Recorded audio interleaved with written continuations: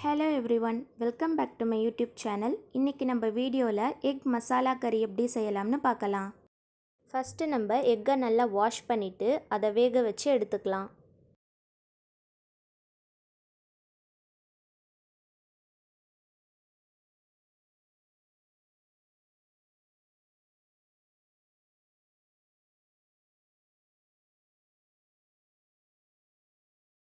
Egg நல்லா boil ஆகிடுச்சு. இப்போ இதை எடுத்துடலாம்.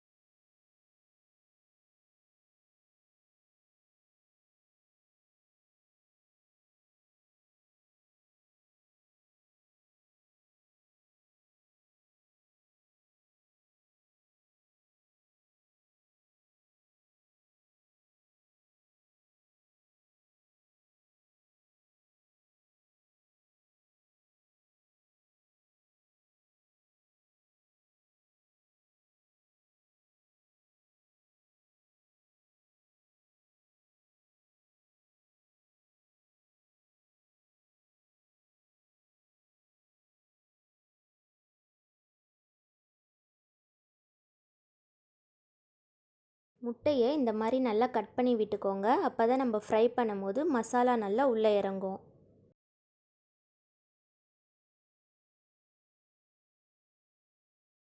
இதே மாதிரி எல்லா முட்டையும் கட் பண்ணி வச்சுக்கோங்க.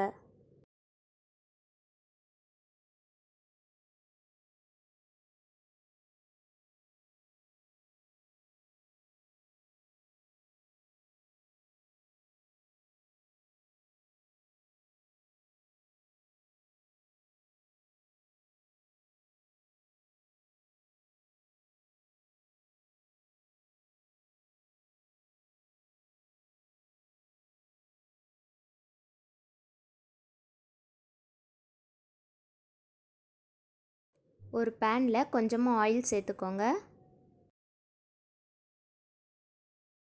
அரை ஸ்பூன் மிளகாய்த்தூள், 1/4 ஸ்பூன் மஞ்சள் தூள், கொஞ்சமாக உப்பு சேர்த்துட்டு இது எல்லாத்தையும் நல்லா மிக்ஸ் பண்ணி விட்டுக்கோங்க. லோ ஃப்ளேமில் வச்சு ஒரு 2 நிமிஷத்துக்கு மசாலாவை நல்லா மிக்ஸ் பண்ணி விட்டுக்கோங்க. ஹை ஃப்ளேமில் வைக்கக்கூடாது. ஹை ஃப்ளேமில் வச்சா மசாலா கருகிடும்.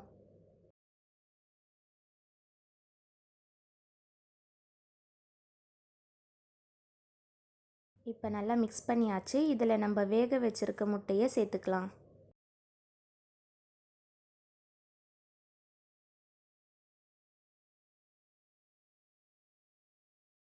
முட்டை எல்லாத்தையும் சேர்த்துட்டு ஒரு 2 நிமிஷத்துக்கு இந்த மாதிரி நல்லா ஃப்ரை பண்ணிக்கோங்க.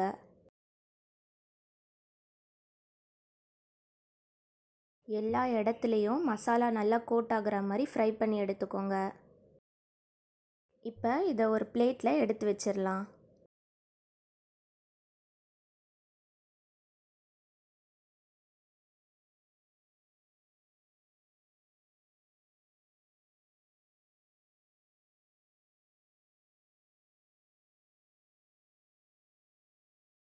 பேனில் கொஞ்சமாக எண்ணெய் சேர்த்துக்கோங்க.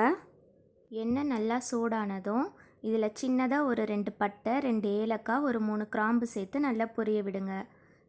3/4 டேபிள் ஸ்பூன் அளவுக்கு ஜீரகம் சேர்த்துக்கோங்க. ஒரு பச்சை மிளகாவை கட் பண்ணி சேர்த்துக்கோங்க. இது எல்லாத்தையும் நல்லா மிக்ஸ் பண்ணி விட்டுக்கோங்க.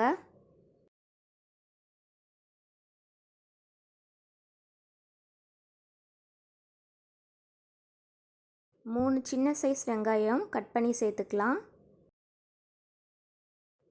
தேவையான அளவு கொஞ்சமாக உப்பு சேர்த்துக்கோங்க. சேர்த்துட்டு இது எல்லாத்தையும் நல்லா கலந்து விட்டுக்கோங்க.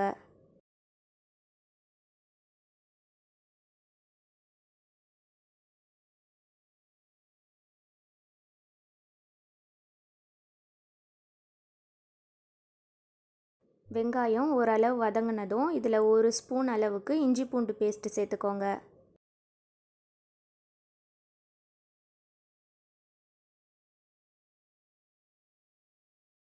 வெங்காயம் நல்லா வதங்கிருச்சு. இப்போ இதில் நம்ம தக்காளி சேர்த்துக்கலாம். ஒரு 4 தக்காளியை இந்த மாதிரி அரைச்சி சேர்த்துக்கோங்க.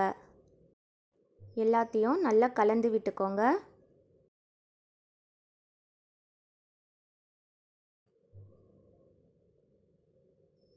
தக்காளி சேர்த்து இந்த மாதிரி கொதி வந்ததும் இதில் மசாலா சேர்த்துக்கோங்க. 1/2 டீஸ்பூன் மல்லித்தூள், 1/4 டீஸ்பூன் மஞ்சள் தூள், கரம் மசாலா 1/2 டீஸ்பூன், மிளகாய்த்தூள் 1/2 டீஸ்பூன். இப்போ இது எல்லாத்தையும் நல்லா மிக்ஸ் பண்ணி விட்டுக்கலாம்.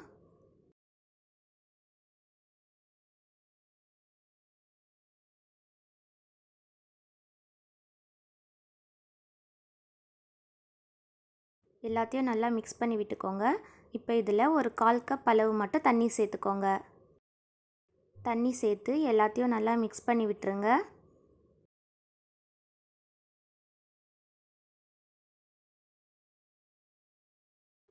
கலந்து விட்டுட்டு ஒரு 10 நிமிஷத்துக்கு மூடி வச்சுருங்க. இது நல்லா கொதி வரணும்.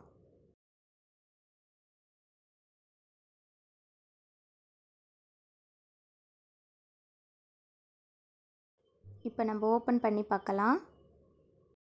கிரேவி நல்லா கொதித்து கெட்டியாயிருச்சு. இப்போ இதை நம்ம நல்லா மிக்ஸ் பண்ணி விட்டுக்கலாம்.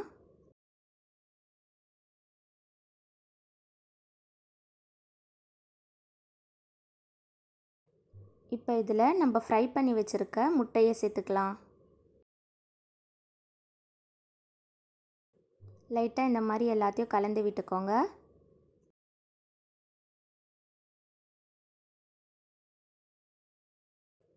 முட்டை சேர்த்துட்டு ஒரு 5 நிமிஷத்துக்கு மூடி வச்சுருங்க.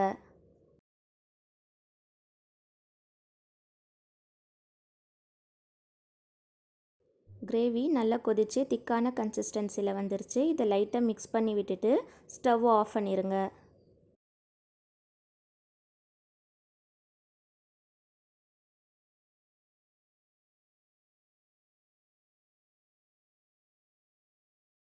இதில் கொஞ்சமாக கொத்தமல்லி இலை தூவிக்கோங்க.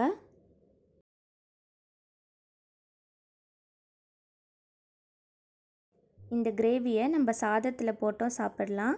அப்படி இல்லைன்னா சப்பாத்தி, தோசைக்கு சைடிஷ்ஷாகவும் சாப்பிடலாம். கண்டிப்பாக நீங்களும் இதே மெத்தடில் ட்ரை பண்ணி பாருங்கள். ட்ரை பண்ணி பார்த்துட்டு எப்படி இருந்துச்சுன்னு கமெண்ட் செக்ஷனில் சொல்லுங்கள்.